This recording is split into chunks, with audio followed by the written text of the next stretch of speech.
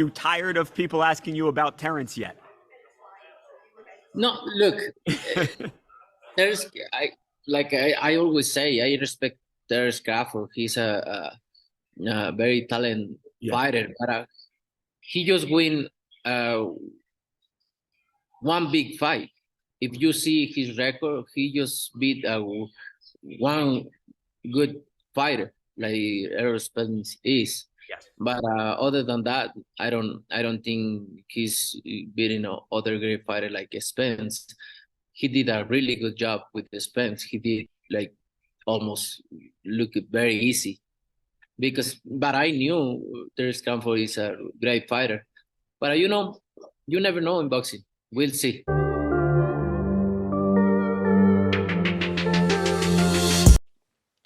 It's begun.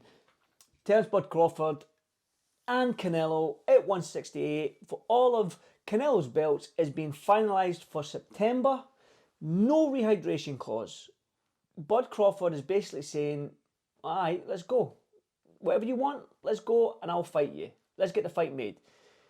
Canelo is the A side in this fight, 100%, no doubt about that. And he could put in these stipulations in the contract that may make Crawford say, nah, I want this, I want that. But it seems to me that Crawford is saying, whatever you want, champ.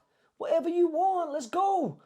Do you know what I mean? And that's refreshing. And I love that. And as you've seen from that little Twitter exchange there, it's begun. And I can almost see where Canelo was coming from. Because like I said, in an earlier video, one below this one, I mentioned that when you look at the resumes, you're probably looking at Crawford's. Other than Spence and maybe Madrimov was a 12-0 fighter by the time he fought Crawford, so not that much experience in the pro ranks, but gave him a tough fight at 154. And people were saying, including myself, well, maybe the size matters. And when you come up against a good fighter, a little bit heavier, that carries the weight, that throws those shots a little bit heavier, because bear in mind, Crawford came from lightweight, and he's taking shots from lightweights, 140 pounders, 147 pounders. Although he's got a high knockout ratio, he didn't get the job done. He didn't stop Madrimov. It was a close fight. Some people, including Eddie Hearn, thought that Madrimov won. So going up to 168 where Canelo was seasoned up there within heavy shots. Those big shots on the arms, on the hips, on the back, whatever it may be.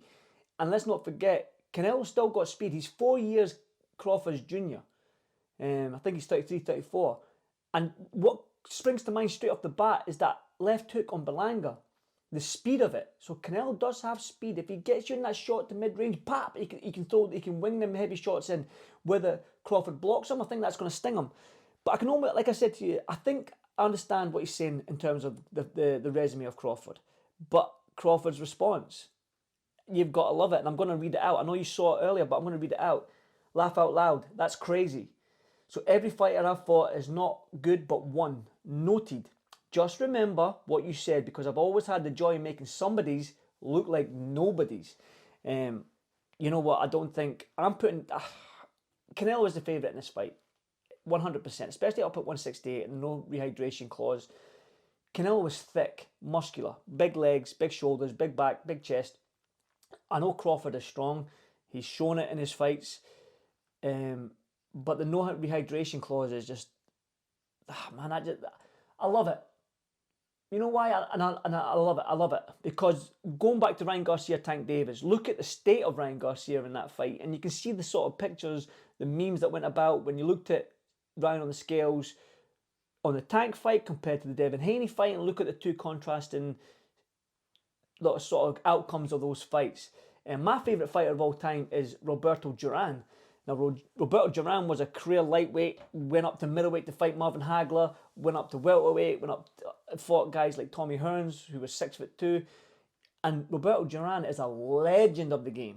A legend of the game. All-time great in my eyes. I love Roberto Duran. And the fact that Terence Crawford is doing this and saying no rehydration, because he could say that. He could say, no, I am coming up to your weight. Okay, I'm jumping up 2 weight divisions. Let's put a wee £10, £12 rehydration clause in it. Nope, because Crawford wants to fight. He wants to be great. He's daring to be great, and I love it. The fight's in penciled in, getting finalised for September. For me, why not May? I mean, May's still, 4 months away?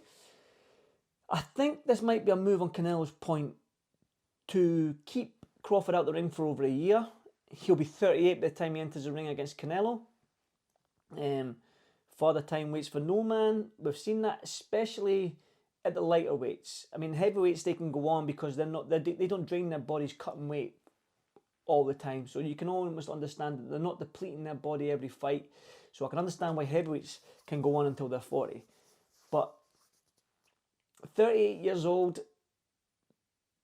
man, Canelo's definitely the A side in this fight, 100%, and he's definitely the favourite. And if you're going to put a gun to my head and say, listen, who are you picking, Andrew? I'm going to have to maybe pick Canelo, but I'm telling you right now, Crawford is going to make this a fight.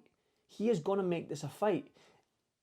Everything's against Crawford. The size, the weight division, A side. Crawford's used to walking in the ring second, he's going to walk in first. These little percentages in boxing matter, but when you talk about mentality, has anyone got a better mental boxing IQ than Crawford?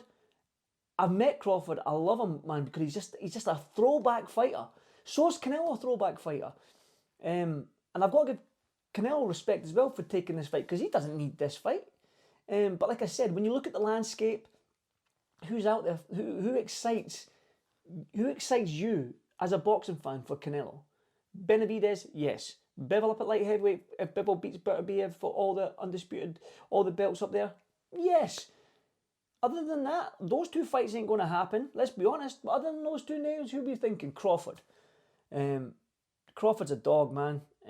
I love the fact that he's a throwback fighter, and I love if he can set a precedent and more fighters be like Crawford, willing to jump up weight divisions. I think Marvin Hagler back in the day called out Sugar Ray Leonard when he was a welterweight and he was a middleweight. That was a heavier guy calling out a lighter guy. You know what? Freaking why not, man? Why not? I love it. I love it. Terence Crawford, you're a dog, mate. For the fact that you don't need this in your career. You don't need this heavy fight. You can become a 3-weight undisputed world champion.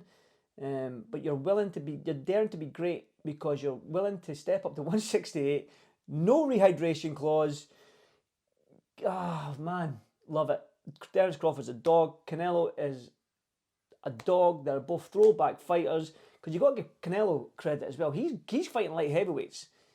He's fighting super middleweights. And I think Canelo can be a middleweight. I don't think he needs to be a super middleweight the size of him. He can cut to middleweight, but he doesn't want to. And he's strong up there. He's a beast up there, man. Look at the guys he's beating. Look at Belangas and Munguias and Caleb Plants and Kovalevs and Golovkins. Golovkin packs a punch. Honestly, can Crawford put a dent in Canelo?